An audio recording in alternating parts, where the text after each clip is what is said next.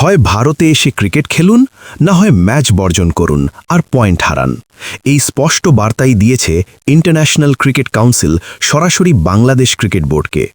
Bangladesh cricket board বর্তমানে ভারতের ওপর ভীষণ ক্ষুব্ধ।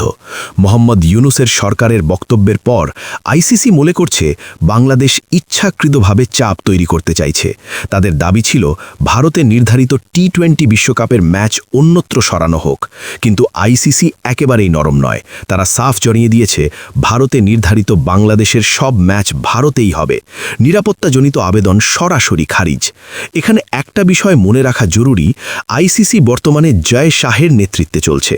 তবে পরিষ্কার করে বলি, এটা বাংলাদেশের বিরুদ্ধে নয়। গত 50 বছরে ভারতই বাংলাদেশের সবচেয়ে বড় সহযোগী। রূপপুর পারমাণবিক বিদ্যুৎ কেন্দ্র হোক বা জ্বালানি, ভারত সব সময় পাশে থেকেছে। আজও নানা টানাপোড়েন সত্ত্বেও ভারত বাংলাদেশকে প্রায় 1880 টন ডিজেল সরবরাহ করছে। বার্তাটা খুব সহজ, ডিজেল কিনুন, বাণিজ্য করুন, সম্পর্ক রাখুন। কিন্তু ক্রিকেটে আইসিসির নিয়ম মানতেই হবে।